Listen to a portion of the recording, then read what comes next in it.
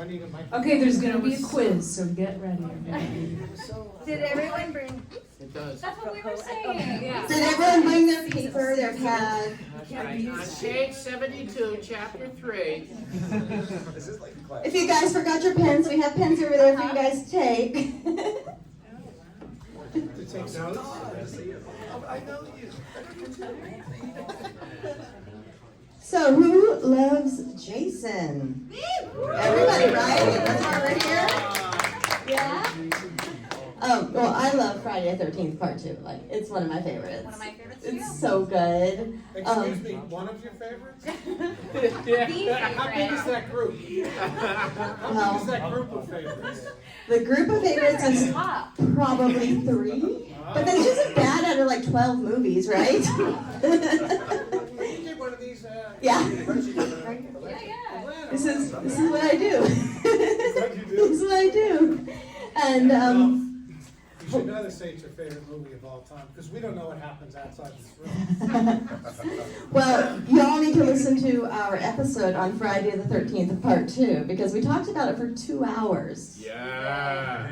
We named it "Lost My Dog, Think I'll Lose My Clothes." So. I lost my dog. When was this? Oh, we recorded this one November of last year. It's our favorite holiday, so we have to. Absolutely.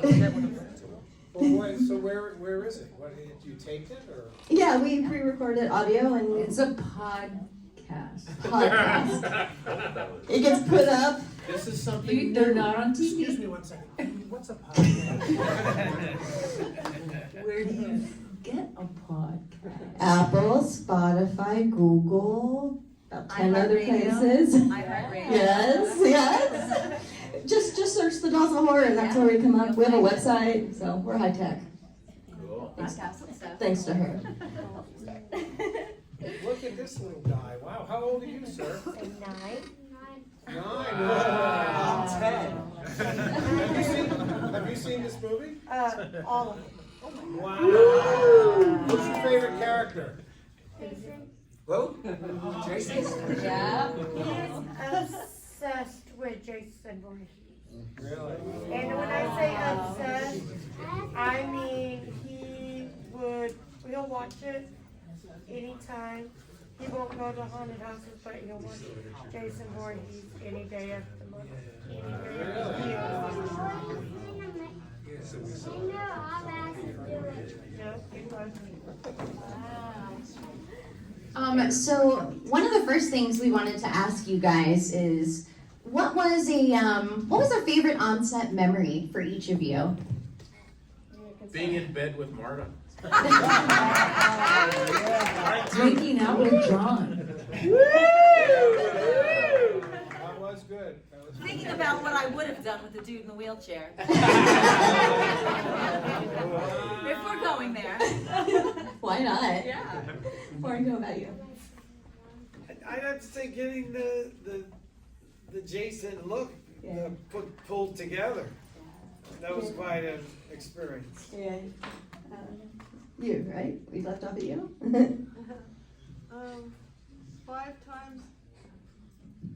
5 times going in Spectacle Lake at the first snow, to rehearse it, to block it, to redo another take. It was the first day we had snow. Did we really? Yeah. Yeah, you remember that?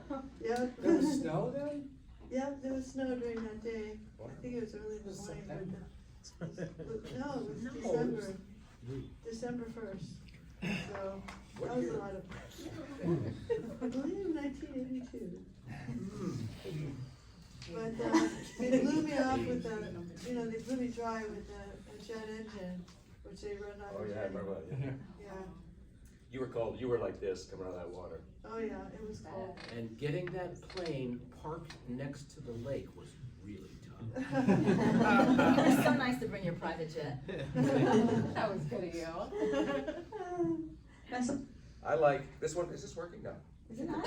Actually, it's this one. I liked best when we were finished filming, and I told this story before. If you've heard it, sorry. When we walked back from the cabin to our cabins where we were actually living, and there was this long dirt road, and there's these great pine trees on both sides, and you walk back, and inevitably there'd be crew members in the trees going, kill, kill, kill. or something. Did that happen to any of you? It happened to me all the time. I think they were picking on me because it always happened to me every time I go back. And even though you know you're working with Jason and you know this is a movie and it's not real, it scared the shit out of you. He's heard it all. He's seen and heard worse. Oh, yeah.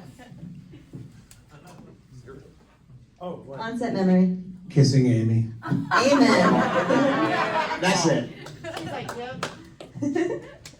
So we open each episode of our podcast up with our favorite kill, you know, and we break it down. We talk about why we liked it. It does have an eyeball popping out. Is there guts? Yeah. All the details that we love, right?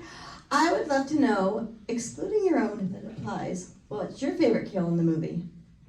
Not including your own. Someone else. In any movie or in I our don't movie? condone. Your movie. I don't condone any kind of violence. I'm sorry, is this the wrong crowd? Wrong convention. The Hello Kitty convention is next week. Now, I think I said this in one of the panels, the thing that I like the best is when Kirsten comes out of, out of the lake and she drops out of frame and then comes up and screams, because it leaves so much to the imagination.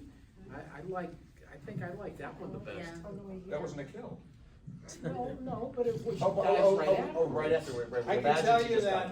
I can tell you that Steve Miner, the director's favorite kill, is Tom McBride going down the staircase. Oh, that was cool. Yeah, that was cool. That was great. That's savage. That really was. Excuse me. Anyone else have a favorite kill? I think all the times I killed Jason. Oh, yeah. Or sliced him. Yeah. Sliced and diced. I like Russell Todd's kill. Yes. Yeah, it was creepy because just the thought of being in the woods, hanging upside down, and just being in the woods in the dark is creepy to me. Yes. But hanging upside down, What's even worse is hanging upside down with 60 crew around you. making fun of you and taunting you. Which is Funny because I died the same way in another movie. Anyone ever see He Knows You're Alone? Tom Hanks' first movie? Whatever happened to Tom? But in that movie, I'm making out with a girl in the back of a car, and she hears a noise. I get out, I go up, then she hears a cling, cling, cling, cling, and she comes out, and I have a slit throat, and I'm hanging upside down, and my ring is hitting the top of the car. And exactly the same way I died in this one. So it's part of your contract? It's the only way I can do a movie. I have to die. Bill and Martin's is good, twofer. Again. It is a two. I do have an expression for it, but I don't know. Shish kebab? Fuck shish kebab. Oh, there we go. Don't listen to that word either. He's heard it. He's heard it. Trust me. Oh, yeah, he's heard them all. So how did Friday the 13th kind of impact all of your lives? Like, what happened next? What was that like? Look at us. We're here today with incredible people. Yeah. Really, you guys. It's amazing. It's really amazing when you make a movie. You have no idea what's going to happen. You're just having a great time, and hopefully, and look, 40 years later, you're here, and we're here, and that's how it's impacted my life. I just can't believe how it's gone on and on and on and on. I'm very grateful for it, and I think it's amazing how this franchise has inspired you guys, and really, it has changed our lives. Yeah. That's great. Thank you. Yeah. Thank you. Thank you. Yeah, it is pretty amazing. You guys all look great, by the way. Really? Oh, thank you. It is true. That's nice. We got Photoshop before coming here. Russell, how long were you hanging upside down for? I think it was about 30, 45 minutes. Oh, golly. Really? No, I was. Yes, but I wasn't. What go to your head? You'd Well, like I'm pass asking. out. I'll tell you what happened. I was tied up like that, but they held me. They had my back and my head up. So for like 25 minutes or 30 minutes, they were doing that to me, giving me water and stuff, and waiting for to do the shot. But yeah, so it wasn't that bad. Yeah. And I was already preset with the tubing going through my leg and through here, and then under the prosthetic, the foam latex prosthetic, and it was pre-cut. So all the guy had to do was put the blade across, and I just leaned back, and then they started pumping the blood up above. But I don't know, where's that scene where they cut out all the real gory stuff, but it appears somewhere else? Yeah, it's on the extras on the Blu-ray set, and I think you can also find it on YouTube. And in those extras, you can see all the blood really come out. How they cut it quick, but you see the blood coming out and going into my eyes. And, yeah. Fun. That's beautiful. That's beautiful. Yes, sir. That's a beautiful thing. You don't even know. Does the audience have any questions? I know we gotta have some. Yeah. What do you got? What do you want to know? I saw blood then. No. Ask him what he thought of Amy and I kissing. You liked it when they were kissed? He likes cheese. We are not saying what you said in the car, No. It's funny and Jason does slice them in a bed. though. He likes it whenever Jason will come into the rooms and slice people in the bed. Oh, no. Wow. When they're doing naughty, like the naughty scenes where you get killed. Yeah.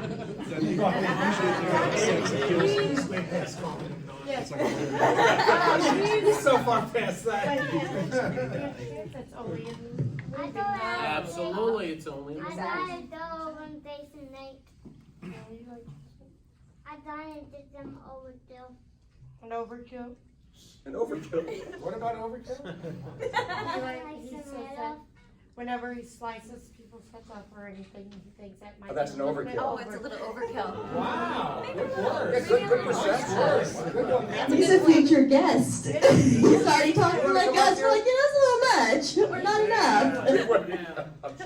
And this is coming from a child that has autism and ADHD. No, sir. Wow. Well, you're doing great, kiddo. I saw someone in the back had a question. Yes, sir. Was it stressful trying to go in and fill the big shoes that the first movie made? That's a good question.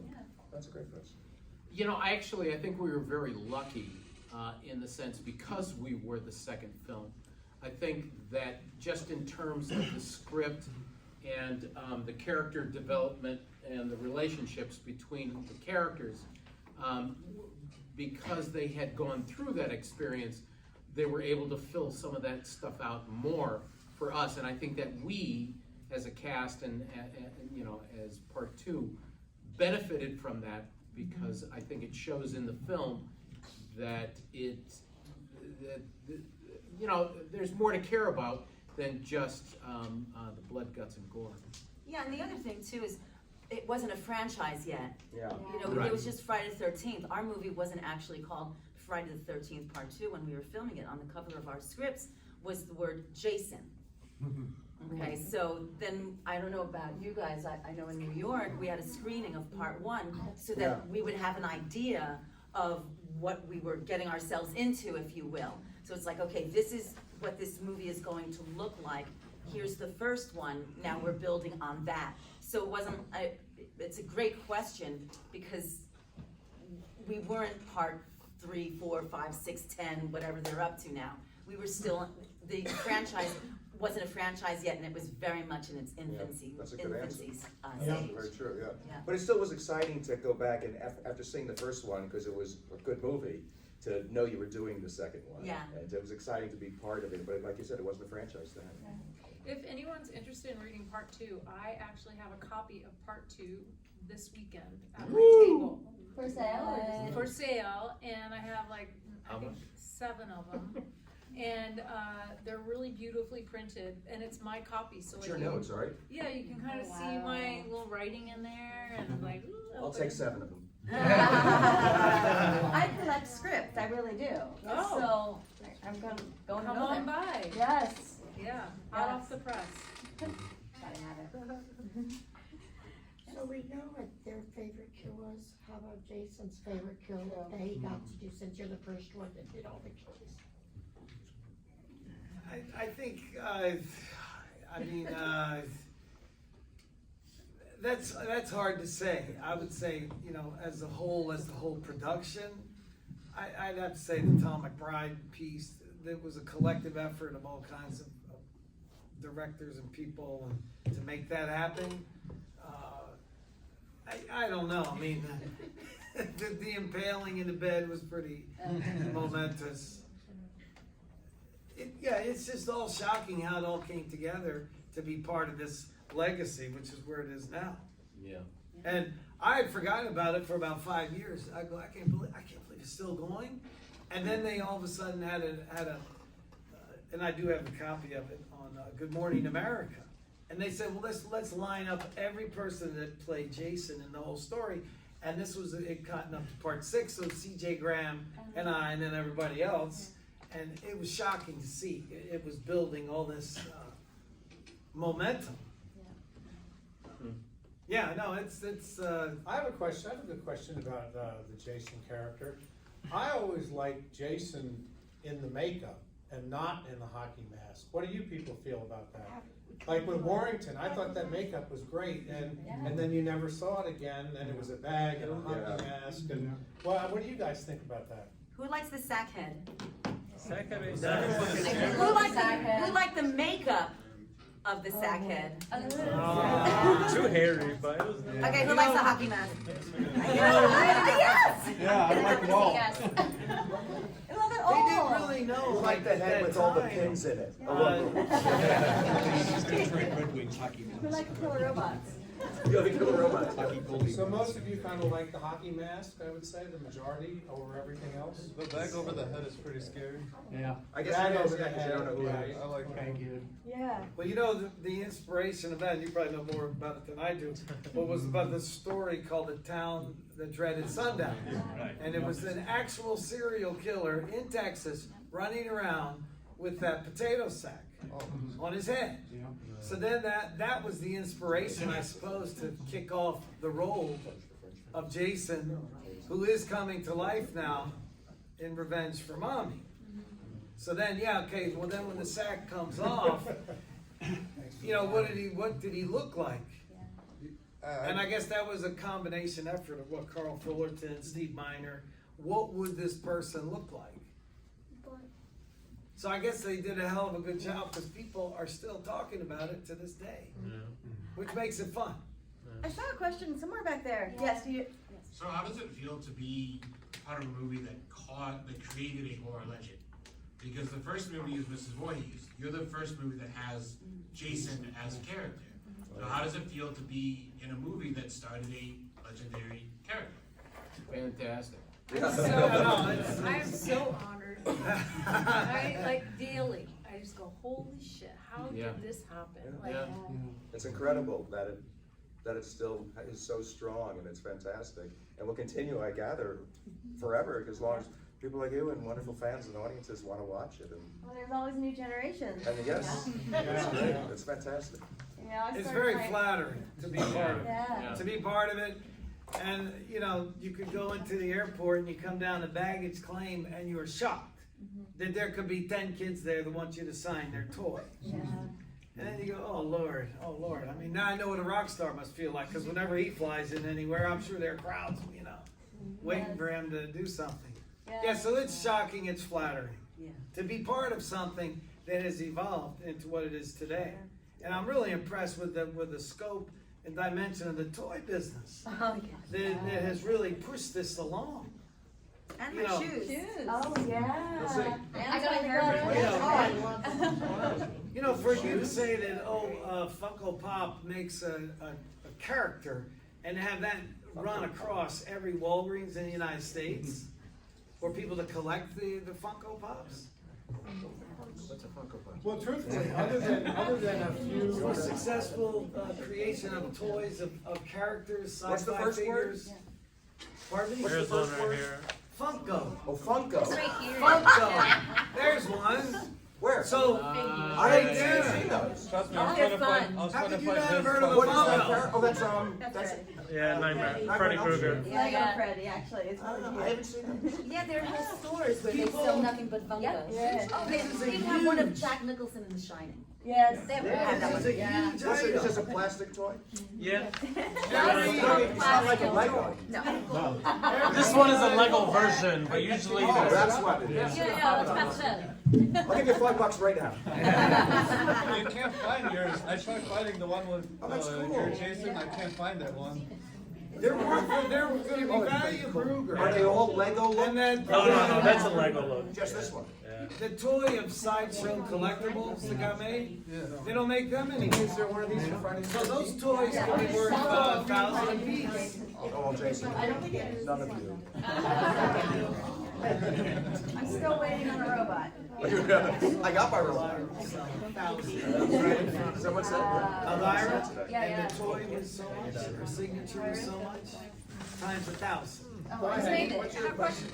Yeah, my question is, was making the kill scene so brief required to get an R rating? And if so, was that due to the political climate at the time or some other reason? Well, I think that it had to do with the combination of sex and blood. You know, certainly, you know, with Marta and my death, essentially, you know, that's what they cut. They cut the gory part of it out. And I think they did a good job with the cut to still portray, you know, the terror of it. They cut to your faces, which was perfect. Yeah. But, who knows what the MPAA was up to at that time or what the pressures were at that time to make that decision to calm it down, you know. I think gore was the gore. The gore was. Yeah. So the MPAA specifically said you needed to cut it back? They have like seconds, like you're only allowed to show X amount of seconds before they have to cut, and they can't show like impact or, you know, They wouldn't let a head bounce for more than one time. Yeah. Oh, really? You can't bounce more than once. Yeah. That's a weird thing. Yeah. Certain like amount of blood sports. I remember Candyman got like an X rating because when the doctor gets killed and all the blood's coming out, so they just cut out the blood and we're got an R. Like, really? I did a movie where a head exploded. I mean, that Yes. seems worse to me than Yeah. blood coming out of somebody. Were you upside down? No. Yeah, it was upside down too long, that's why. Too much pressure on his head. Yeah, the crew wasn't holding that guy up. I saw some more questions. Yes. That's questions for Kirsten. Were you, or are you disappointed that you didn't actually get an on-screen death? We just kind of find you piled up in the shack at the end. Steve Miner again. That was a continuity problem in the script. And I believe that Steve Miner accidentally let it slide and then realized that he didn't show my death, so. What is that whispering about? There's no death of me. So they didn't show the death of me, and it was the end of the picture, and so he said, we don't have, you know, the finances or the time or whatever, and it's getting cold, we can't show her death. They just did that one? They had to wing it, really. I didn't know that. They just threw me on the top of a heap of bodies. Yeah.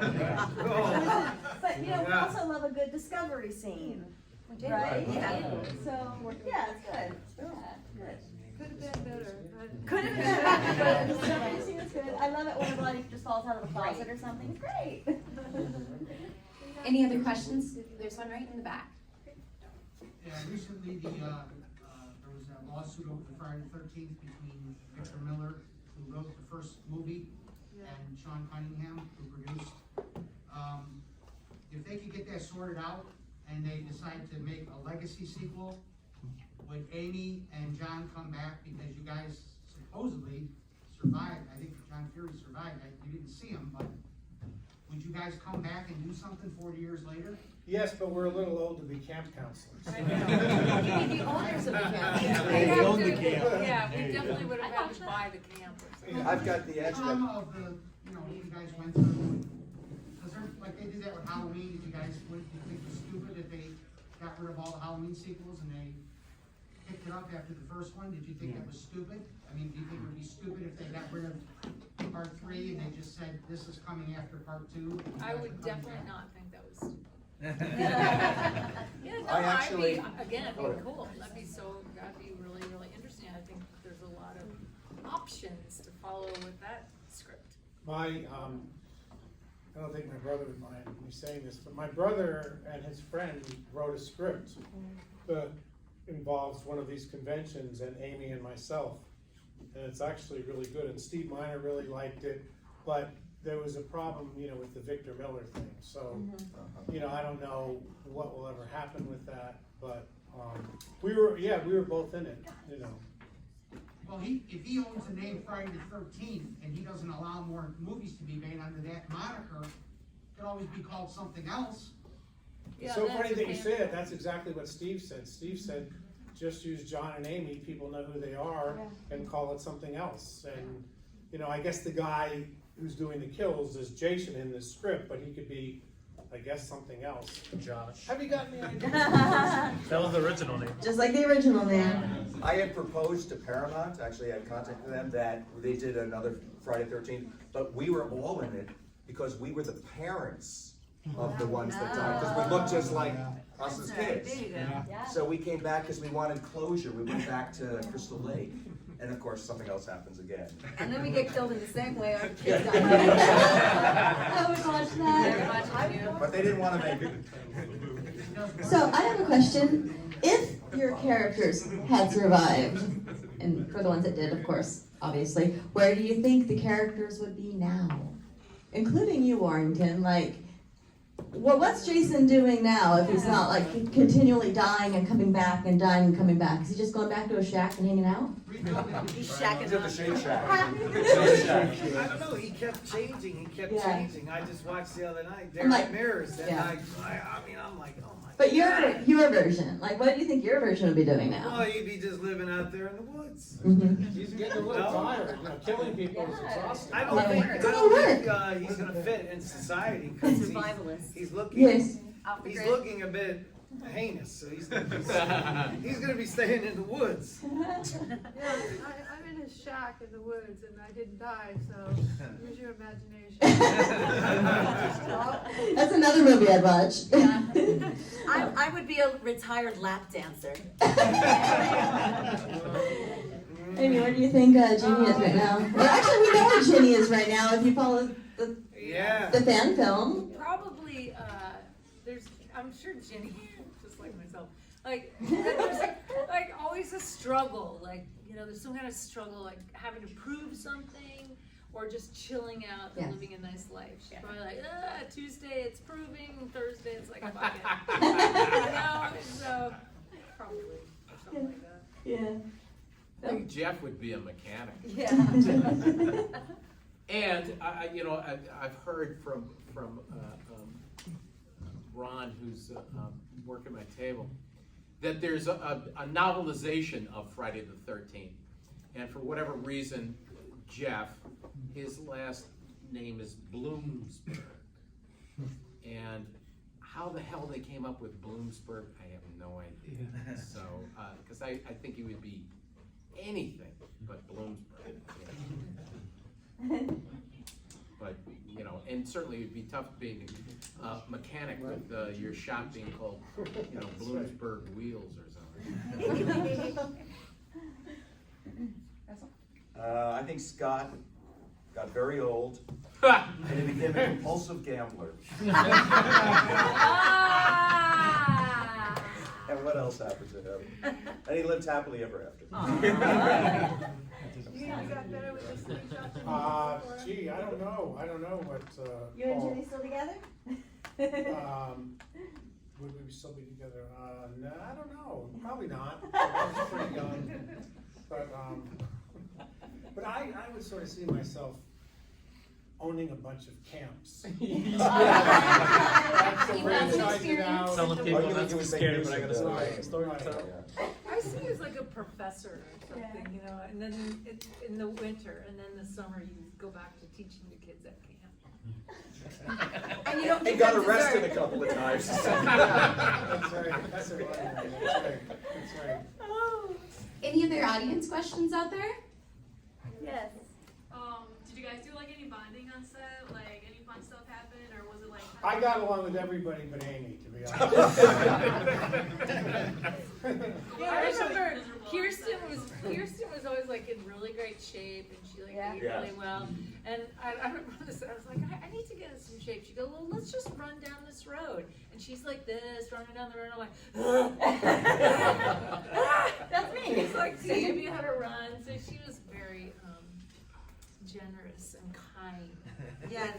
With her sportiness. Yeah, ditto.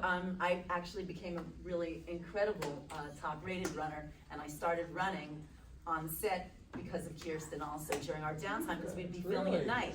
So during the day I would run, and then I wound up being the 77th female marathoner in the world.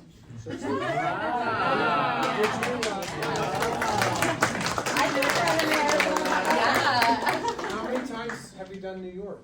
5 times. But I got to for my. What's your best time? Less than 3 hours. Less than Wow. what? 3 hours. Wow. That's amazing. That's incredible. Good for you. That's like in I got to the stop top 500 or 600, isn't it? I under was 3 number hours? 77 in the world. I got to stop. I got to start with the top 100 women in, I forgot what year, 1984, 85 or something like that. Under And that's 3 from, hours. because That's of because Kirsten. of you. Yeah. How old But were you you done when it. How old were you when you did under 3 hours? I was in my Amazing. 20s, early 20s. Yeah. Wow. Jeez, So just I was 20 that years old ago. when I did the film for Gillette. That's why I don't run marathons. Stu and I were great friends, and we were, you know, Stu has an incredible mind. He plays the piano. He's a brilliant guy. Tai Chi. Tai Chi, yes, he's but we used to, the thing that we used to do is that he and I, we would, go scratch on the screens. Learn Marie and Scare them? Yes, that's what we did. You know, that was the intelligence and maturity that we had. In your 20s. Yes, exactly. Who here thinks Stu died of alcohol poisoning? His character. Yeah. Oh yeah, we're still. He's still at the bar. Guys, as a server, that's like my epic line, trying to clear the bottles away, because I do have people saying, no, leave them. And I'm like, I quote, I just don't want the bar to fall down on you. I use it. I do. Any other good hijinks on set that were going on?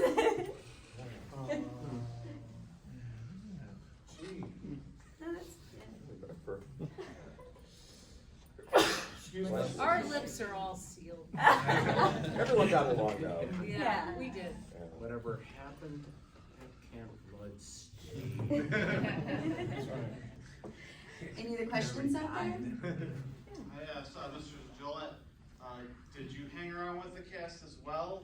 Like, I know, like Kane liked to separate himself from them to. No, I was a recluse. I remember myself, I thought water skiing, but that could have been delusional. I thought I took Kirsten water skiing, but I don't know. I thought Steve Miner got You said it was delusional. Yeah, well, you know, to be honest with you, it seems like a lifetime ago. It I mean, was.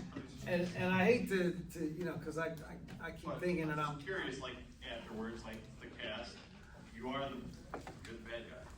Yeah, I was a bit recluse, but we had little cabins, we're all living in these little cabins, it felt like being in camp.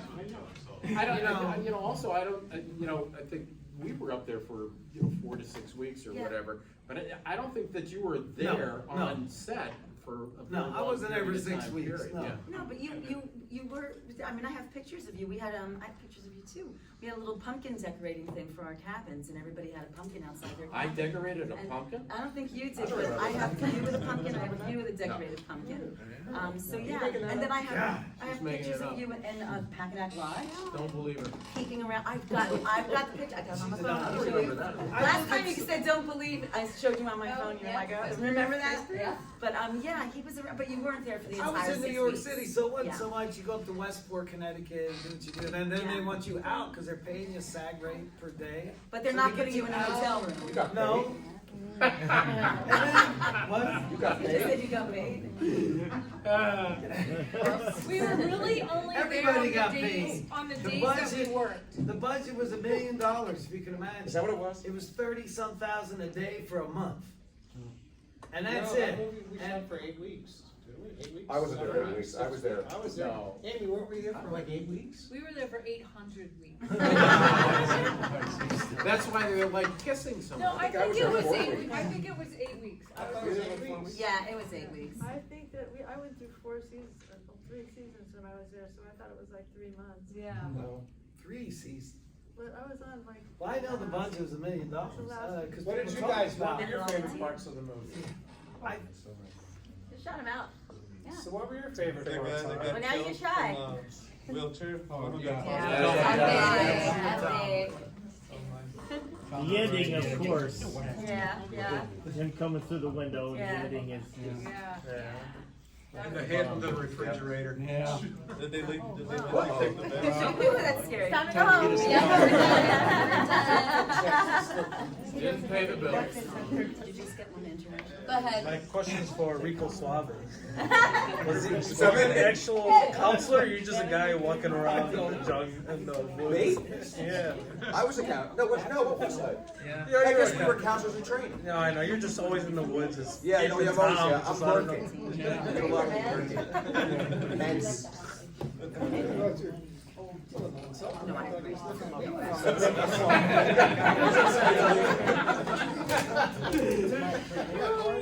I gotta remember that Rico Suave. So, what was the most challenging thing about the movie? Like any scenes that were particularly challenging, or what was most challenging? Well, I would guess that Warrington had the most challenge because he had to sit in makeup like what, 8 hours a day? Yeah, a long time. And let's call a spade a spade. We were young, okay? Yeah. Like, I'm only 40 right now, so I don't know. He was a bit You know, if you've never been jumping through windows, right, and all of a sudden you're on the set, and I was timing it like a horse jumping a fence because I had 3 steps. 1, 2, take off, and through it. Well, guess what? If you've never done it before, then that's a bit of a task, right? Yeah. And then you want, of course, don't show any moment of weakness, like, oh, no problem. Your depth perception off because you have one Well, eye, you right? have no problem. Then you might hit it the first time and ricochet off of it because you've never done it But before. wait, but you're in that You don't really sling. know. He You're was in a harness, sling. though, right?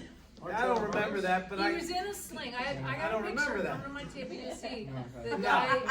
The associate director got in a sling, so he's in a belly. So these guys were outside and they were swinging him into the window. Yeah, I might have early stage dementia, which is I'm dealing with it. I personally just remember myself on a platform that they built on the exterior of the house. And this was it, 3 steps. And I remember clearly the first one, I hit it and ricocheted off of it. Because the boards were scored, which means that they cut it like halfway through. So you gotta hit it really hard to bust your way through it. And you couldn't see. Now, think about it. You think that my ass was tied to a winch up in a tree?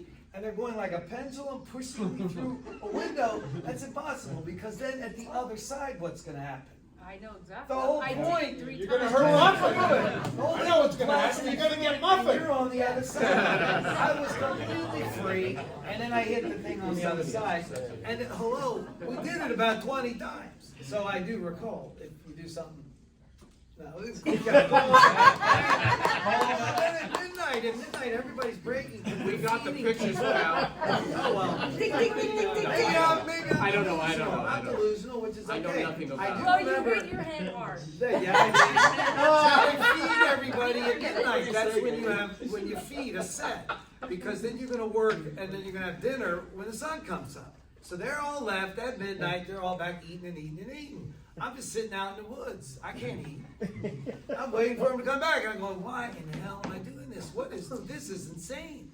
He was not happy. He was not a happy kid. And hello, you do get this glorious script, and oh yeah, it says Jason on the thing in bold and gold. Oh, great.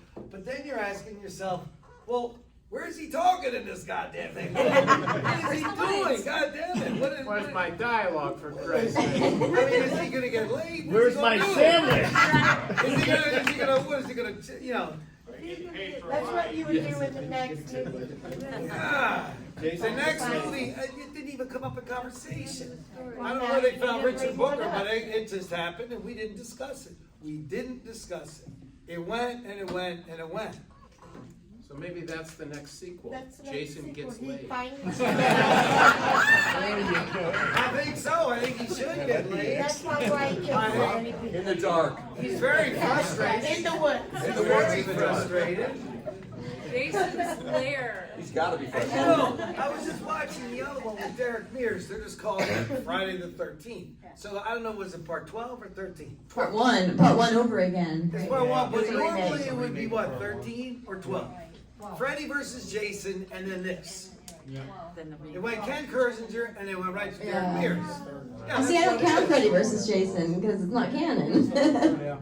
But they really introduced a big sexual element in Yeah. the last one. I couldn't believe it. I couldn't believe it. Graphic, like, oh my God. Yeah, I was just talking about that. And then like, oh, here comes Derek Mears, and this couple are naked and they're going at it. Well, you know what has happened here? I thought it was too much. We have time for one more audience question. Young man has one. Pardon me? To know what your favorite weapon that you got to use. Ooh, I like Yeah, that. I think, I don't know, maybe it's machete, because it I thought it said to do. yeah, that's pretty strong, because people use them for other things. It's like, it's scary. It's a scary device. Yeah. You can eat mangoes. I think an axe is pretty scary. If you saw my promo film I made for this convention, I had great pleasure attacking a turkey. That was kind of. I took my frustration out on a turkey, so I gotta tell you, that axe is. You're hungry? That axe is crazy. Pardon me? You want to know if you were hungry after you attacked that turkey. I was so angry because I couldn't find any campers and cute counselors.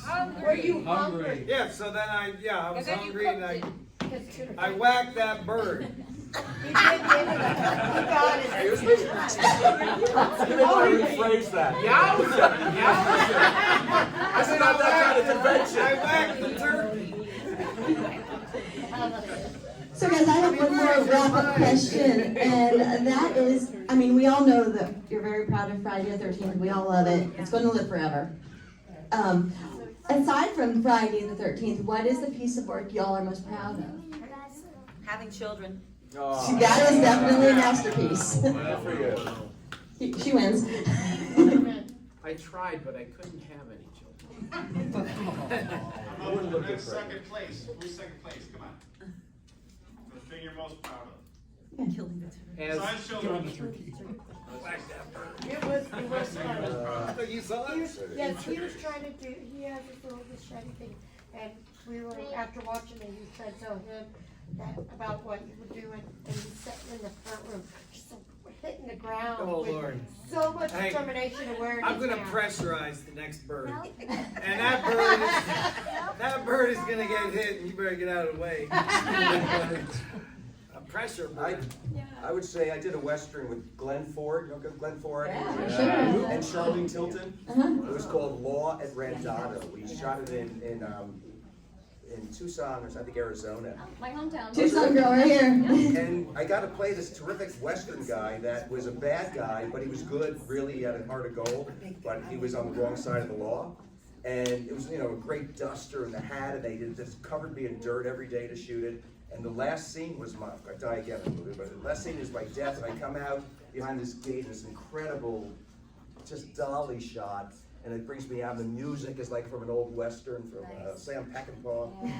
And then it goes in slow motion. There's like 10 guys, and I'm shooting, and I'm shooting them all, and I'm dying in slow motion, and screams are shooting off. It's the most fun I ever had making a movie.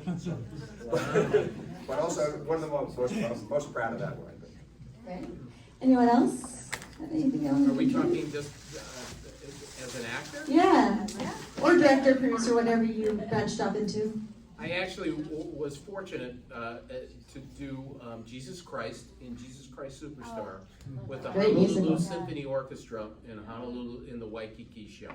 And that's Wow, that's cool. Yeah. Sing for us, I Bill. was just gonna say. Sing. I didn't know you sang. You sang. I only want to say if there is a way, take this cup away. It sounded much better then. Well, I mean, Jamie and I are the really big Broadway gigs, like huge, so we're like. That's such a good one. Anyone else want to add anything before we let y'all go? What's the buzz? Tell me what's happening. All right. Well, guys, give it up for Friday 13th.